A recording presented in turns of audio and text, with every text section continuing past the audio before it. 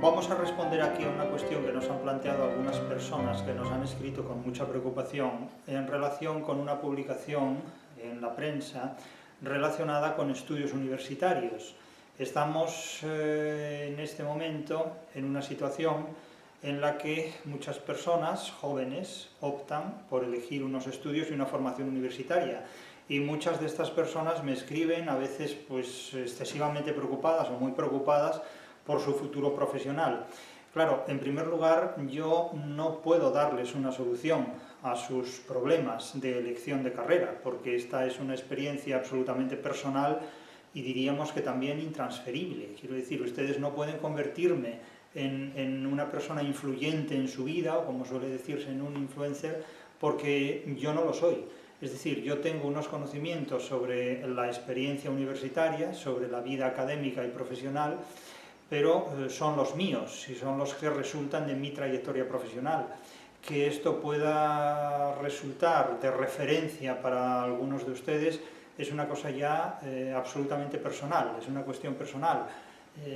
Claro, ustedes me preguntan ¿qué carrera puedo escoger? Yo no se lo puedo decir, y además me aducen una información periodística publicada por la prensa en estos días, en la que dice lo siguiente, y cito de manera literal la información de prensa que ustedes me remiten en relación con la pregunta que me hacen. La prensa ha publicado un informe y un periódico da este titular: la tasa de paro de los titulados en filosofía es 20 veces superior a la de los graduados en ingeniería electrónica. Sin entrar en detalles sobre los datos que estocásticamente dan lugar a un titular de esta naturaleza, quiero subrayar el subtitular también. Dice: las carreras que dan lugar a peores sueldos son Ciencias del Mar, Historia del Arte y Educación Infantil. Claro, a partir de este titular se genera, por supuesto, una corriente de opinión que causan algunas personas mayor o menor inquietud, y algunas de estas personas me escriben preguntando si deben o no deben cursar estudios de filosofía en una universidad. Naturalmente, yo no soy alguien que deba decidir el futuro estudiantil o profesional de ninguna persona. Esta es una elección que cada uno ha de tomar conforme a una serie de parámetros y variantes que no son los míos. Por lo tanto, lo que yo puedo decirles en estas palabras que dedico a responder cortésmente a quienes me hacen estas preguntas tiene un valor exclusivamente indicativo de lo que es mi propia trayectoria personal y profesional, pero en absoluto imperativo y desde luego en absoluto preceptivo respecto a estas personas. Por lo tanto, yo me desentiendo explícitamente de las consecuencias que cada uno reciba debido a las decisiones que tome. Eso en primer lugar. Pero no quiero dejar de enjuiciar desde la interpretación de mi trayectoria profesional algunas de estas declaraciones. No voy a dar ninguna opinión al respecto. La opinión no deja de ser una interpretación que se plantea desde la ignorancia. Quiero dar mi juicio, mi interpretación basada en, no diré en hechos reales, pero sí basada en una experiencia laboral y en una experiencia profesional, y a partir de las informaciones de las que dispongo. Una información, en definitiva, no es más que el conocimiento de unos hechos. Las ciencias de la información son ciencias que remiten al conocimiento de hechos. Esto debería ser el periodismo y no otra cuestión.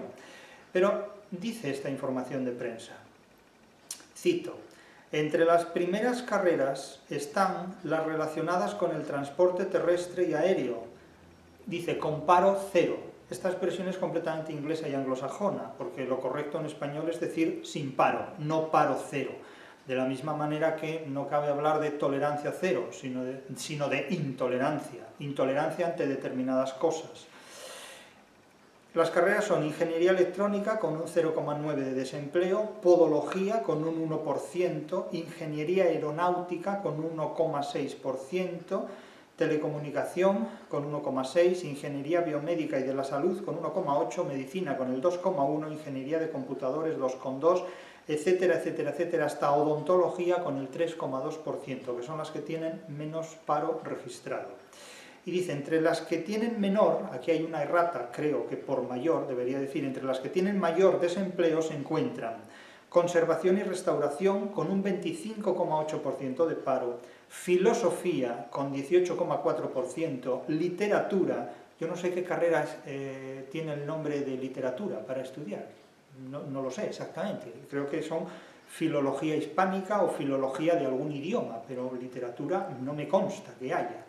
Pues aquí habla de literatura 17,3%, historia 16,7% de paro, lenguas modernas 16,7%. Probablemente apela al título de determinados grados, pero claro, los grados dependen de planes de estudio que ejecutan universidades concretas y particulares.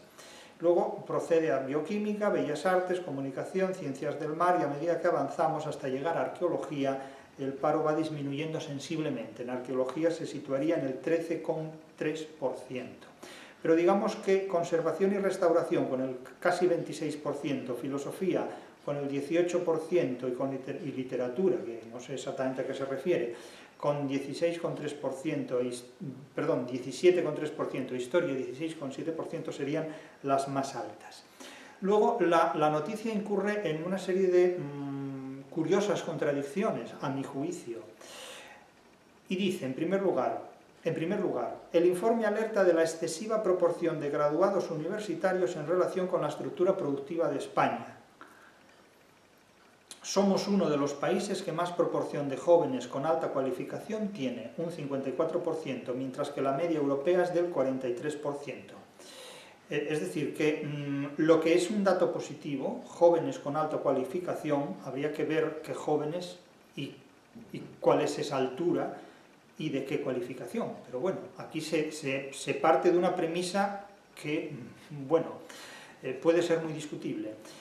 Es decir, lo que sería en principio una cualidad positiva, somos uno de los países de Europa que más proporción de jóvenes tiene de alta cualificación, resulta que se convierte automáticamente en algo negativo porque esa alta cualificación no desemboca en el mercado laboral. Pero es que a continuación, inmediatamente después, dice que se da la circunstancia de que al mismo tiempo España es el país de la Unión Europea con mayor proporción de jóvenes poco cualificados. Entonces, claro, esto si no se explica demasiado bien, invita a una interpretación contradictoria, porque si por un lado somos el país que más proporción de jóvenes con alta cualificación tiene, y en la misma noticia se dice que somos uno de los países de la Unión Europea con mayor proporción de jóvenes poco cualificados, o hay que explicarse mejor o es contradictoria la información que se suministra. Entonces, bueno, se dan otros porcentajes que quien vea la noticia podrá interpretarlos muy a su gusto.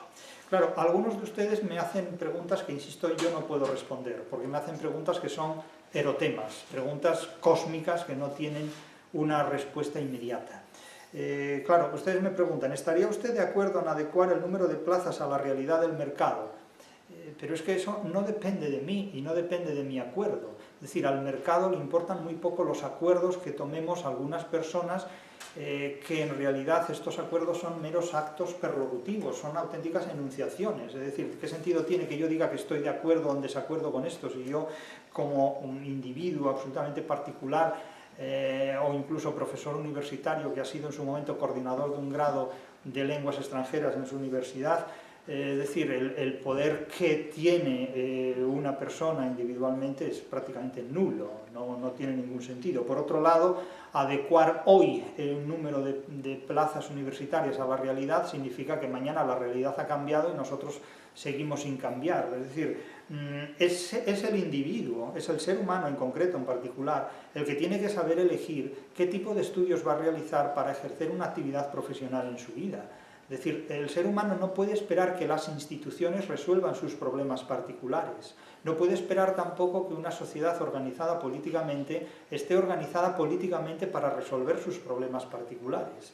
Es decir, conducirse en la vida, en definitiva, implica ser capaz de vencer una serie de dificultades para llegar con un determinado éxito a alcanzar un determinado resultado.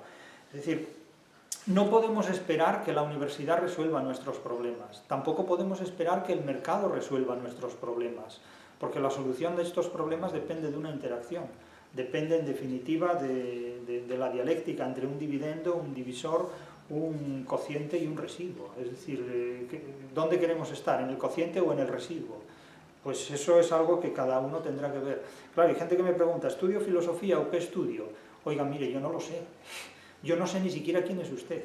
Entonces, ¿cómo le puedo aconsejar acerca de lo que tiene que estudiar o de lo que no tiene que estudiar? Yo eso no lo sé. Contaba en cierta ocasión Montserrat Caballé que cuando ella estudiaba en el conservatorio, pues un determinado profesor le dijo que dejara el canto porque no era lo suyo y que se dedicara pues a labores domésticas. Claro, esta anécdota sirve para contarla cuando alguien se ha convertido realmente en una diva operística y puede, con este tipo de anécdotas, pues minusvalorar declaraciones poco afortunadas, indudablemente, de alguien que haya sido su profesor. Es decir, muchos de ustedes también me dicen que cuando estudian bachillerato, pues tienen siempre un profesor, una profesora que les dice, dudo mucho que llegues a superar el curso, que llegues a conseguir logros en tal o cual aspecto, y luego resulta pues que estas personas son capaces de hacer una carrera o unos estudios de formación profesional y tener éxito en la vida y abrirse camino perfectamente. Por lo tanto, mucho cuidado con convertirse en una especie de oráculo de Delfos que vaticine el éxito o el fracaso del prójimo, porque del futuro nada está excluido. Entonces, por favor, no me pregunten qué es lo que tengo que estudiar o no, porque eso yo no lo sé. Yo ya les digo, yo no sé ni siquiera ni quiénes son ustedes, ni cuáles son sus capacidades, ni cuál es el futuro en la vida. Es decir, yo no soy un echador de cartas, ni un intérprete oracular del futuro de nadie. Por lo tanto, estas preguntas son erotemas que realmente no tienen respuesta, y lo único que refleja es la puntual desorientación o puntual inseguridad que cualquier persona puede tener en un momento dado a la hora de optar por unos estudios. Yo mismo, que ejercí el periodismo de redacción y de colaboración durante mis años de estudiante en la Universidad de Oviedo, tuve ocasión de entrevistar en su momento a diferentes personas que en aquel contexto pues eran profesores de universidad o eran catedráticos de universidad, y recuerdo, y aquí lo tengo delante esta documentación, que el martes 9 de febrero de 1988 se publicó en la Nueva España de Oviedo un artículo, una entrevista periodística que yo le había hecho en Madrid a Pilar Palomo. Yo en aquel entonces tenía 20 años de edad, de edad. Y entrevisté a Pilar Palomo en la Universidad Complutense de Madrid. Ella era catedrática entonces de literatura en la Facultad de Ciencias de la Información de la Complutense. Y el titular de aquella noticia que le puse, de aquella entrevista que yo le hice a Pilar Palomo, que finalmente pusimos en la redacción, fue: Pilar Palomo, : en España se licencian al año más periodistas que en Estados Unidos. Conservo todavía aquella entrevista, aquella publicación, y esto fue el titular que dio Pilar Palomo. Finalmente seleccionamos aquí. Fíjense lo que decía Pilar Palomo. Pilar Palomo, que sintetizaba su declaración: en España se licencian al año más periodistas que en Estados Unidos, venía a decir: no estudien ustedes ciencias de la información porque no van a tener trabajo. Es decir, esta es la realidad de la vida, y el precio del idealismo se paga muy caro. Tengan en cuenta que, como se ha dicho frecuentemente, la vocación no paga las facturas, la vocación no paga los impuestos, la vocación no paga las facturas de los platos rotos. Ahora bien, cada cual que haga lo que quiera. Decía Pilar Palomo, sintetizo: en España el número de alumnos que cada año se licencian en periodismo y comunicación social es muy superior al de los Estados Unidos. Y hemos de tener en cuenta que la demanda de los medios de comunicación en Norteamérica no puede compararse a la de España. Por lo tanto, estamos, decía ella, ante una situación muy problemática. Y añadía: los medios de comunicación españoles no pueden absorber el número de alumnos que actualmente se matriculan en las 4 facultades de periodismo que hay en España. Hablamos del año 1988. Hablo de unos 20.000 alumnos que estudian periodismo anualmente y se licencian unos 4.000. Esos eran los datos que aducía Pilar Palomo en el año 88. Fíjense cómo ha cambiado esta situación. Muchos de ustedes no habían nacido en esa época todavía. Yo con 20 años ya entrevistaba para la prensa a Pilar Palomo sin haber estudiado periodismo. Yo en el año 88 era un estudiante que cursaba tercero de carrera, tercero de Filología Hispánica en la Universidad de Oviedo. No estudiaba periodismo, pero ya hacía entrevistas periodísticas que me publicaban en el diario La Nueva España de Oviedo, bajo era redactor jefe Julio Puente, Ceferino de Blas, que después fue director del diario Faro de Vigo, en la ciudad de Vigo, y era director adjunto Melchor Fernández Díaz. Y allí tuve ocasión de conocer a importantes profesionales del periodismo y gente muy competente, que me enseñó muchas cosas a una edad muy temprana, Habla Pilar Palomo de las diferentes facultades de periodismo, presentaba la televisión privada entonces como un lugar laboralmente importante para la colocación de muchos de estos estudiantes, y luego hablaba nada menos que alumnos que estorbaban en la universidad, ya entonces. Decía, hay que tener en cuenta que no todos los 20.000 alumnos matriculados en periodismo en España tienen el propósito de una labor profesional. Algunos de ellos ya tienen su trabajo en una agencia de publicidad, en un ministerio, en un laboratorio fotográfico o en un periódico, y lo que buscan al formalizar su matrícula es obtener un título. Por otro lado, seguía Pilar Palomo diciendo, hay alumnos que son una verdadera rémora y que casi podemos decir que estorban. En realidad es una preterición, porque lo dice de hecho, no es que casi lo pueda decir, es que lo dice de hecho, es lo que se llama en retórica una preterición. Se trata de aquellos que estudian periodismo como, fíjense el ejemplo que ponía Pilar Palomo entonces, se trata de, cito literalmente la declaración de Pilar Palomo en 1988, se trata de aquellos que estudian periodismo como las niñas de los años 50 estudiaban la antigua filosofía y letras, que tenía 2 años iniciales donde se estudiaba un poquito de todo. Esto es lo que ocurre ahora en Ciencias de la Información. Hay su poquito de literatura, su poquito de arte, su poquito de geografía, es decir, una culturilla general bajo la cual la gente se cobija y un número de alumnos importantes también se cobija. Y luego ocurre que en otras asignaturas pues no se dan este tipo de cosas, etcétera, etcétera. Bien, esta información que daba Pilar Palomo es una información que puede reproducirse mutatis mutandis, es decir, cambiando lo que haya que cambiar en cada época y en cada periodo, porque siempre habrá carreras que tengan menos colocación en el mercado que otras. Siempre habrá carreras que tengan menos salidas, unas que tengan más salidas, otras que tengan menos salidas. Eso es absolutamente evidente. Y las salidas están más que en las carreras, en las posibilidades que las personas tengan para desarrollar sus competencias profesionales y personales. Hoy llaman habilidades, como si fuéramos animales, en realidad son competencias lo que tienen los seres humanos, ¿no? Pero si hemos de tener en cuenta estas declaraciones de Pilar Palomo, notemos lo siguiente. Pilar Palomo habla de la disolución de la carrera de Filosofía y Letras y hablaba en aquel entonces en términos relativamente peyorativos de Filosofía y Letras. Decía que Filosofía y Letras era una carrera en la que se estudiaba un poco de muchas cosas que no conducían realmente a nada. Es decir, se estudiaba un poco de literatura, un poco de lengua, un poco de filosofía, un poco de arte, un poco de historia, un poco de todo, que en resumidas cuentas no era nada. Lo que se hizo entonces fue segmentar y dividir esa carrera, de tal manera que se especializó la rama de literatura en filologías, la rama de lengua en sus respectivas filologías, se dividió por una parte historia y arte, se dividió por otro lado filosofía, de tal manera que se dedicaron estudios aislantes a cada una de estas categorías, a cada uno de estos aspectos. Y de esta manera la filosofía se aisló de la literatura, se aisló de la lengua, se aisló de la historia, se aisló del arte, se aisló de la geografía, y cada una de estas otras disciplinas también se aislaron respectivamente las unas de las otras. El resultado es que hoy día tenemos individuos que pueden saber mucho de filosofía, de arte, de historia, de literatura, pero que ignoran muchas otras cuestiones relacionadas con saberes y disciplinas absolutamente necesarios para el desarrollo de sus específicos saberes. Y, claro, el precio del idealismo, ¿cuál es? El precio del idealismo es el fracaso. Esto lo hemos dicho muchísimas veces. De tal manera que hay gente que dice, yo voy a trabajar para ser feliz. Es un gran error. El trabajo no da la felicidad, el trabajo da dinero. Y da también problemas inherentes a la propia actividad laboral.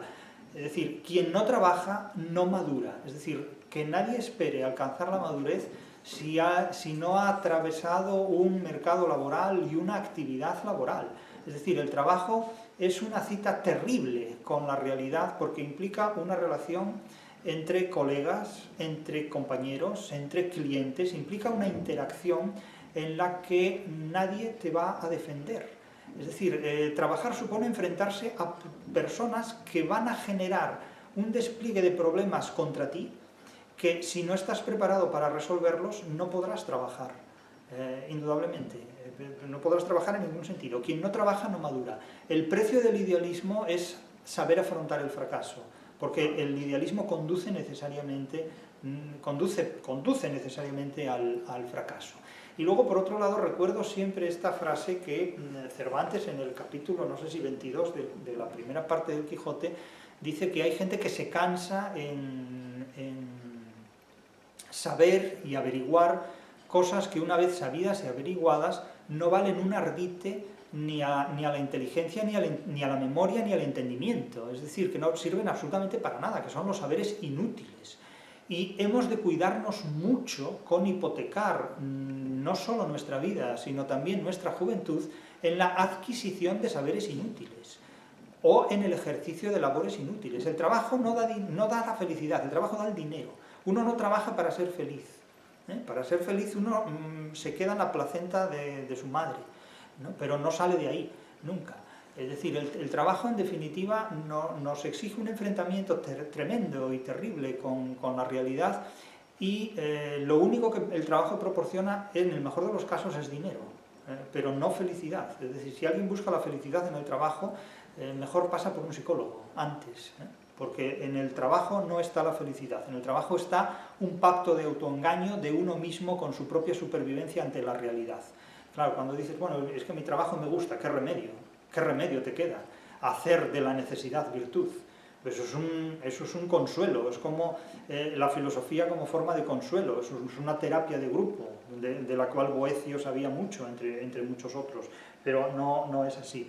Es decir, mucho cuidado con ese verso de Quevedo, ¿no? La juventud robusta y engañada, porque es una etapa de la vida donde el engaño tiene unas consecuencias mucho más graves que en cualquier otra etapa de la vida.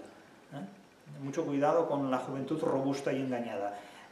Tal vez en los tiempos de Quevedo la juventud fuera robusta.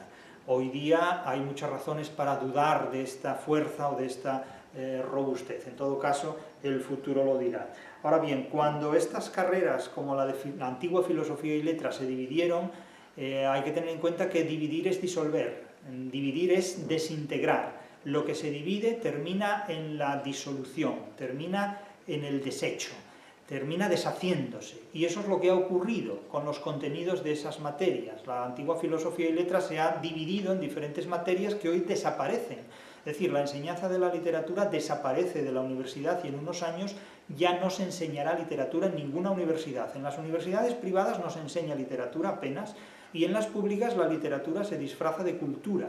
Los estudios culturales han ocupado la preeminencia y han reemplazado a los estudios literarios porque los formatos de las nuevas titulaciones proceden de países que no tienen ningún interés por la literatura, como es el caso de Estados Unidos, ni tienen tampoco ninguna formación en literatura, ni tienen para ellos, para su mundo, la literatura no representa absolutamente nada. La literatura es un valor de la tradición hispano-grecolatina, pero no del mundo anglosajón.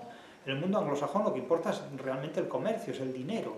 Y el dinero es lo que determina el valor de lo que hace la gente, sobre todo cuando la gente no hace absolutamente nada, salvo determinadas representaciones que se comercializan en un determinado momento. Pero nada más. Es decir, que la división de los saberes de una antigua carrera como era filosofía y letras ha conducido a la disolución de las diferentes carreras que han procedido de aquella antigua titulación. Porque la filosofía, en definitiva, no conduce a un saber práctico inmediato, conduce en todo caso a una razón teórica, pero hay muchas personas que no han cursado estudios de filosofía y organizan su vida con mejores ideas que aquellos que han cursado estudios de filosofía. Tengas en cuenta que la filosofía en definitiva está en todas partes, pero eso no acredita que el que no estudie filosofía no sepa de filosofía. Insisto que hay muchas personas que sin haber estudiado filosofía tienen una organización de sus propias ideas y de su propia vida muy superior, pero infinitamente mejor que la que manifiestan muchos otros que han estudiado filosofía y que realmente uno no sabe muy bien que han estudiado. Porque no se puede olvidar que la filosofía, en definitiva, solo tiene dos contenidos básicos y dos aplicaciones básicas, que son la religión y la política. De hecho, la filosofía se desarrolla por los terrenos que la ciencia no desarrolla y no examina.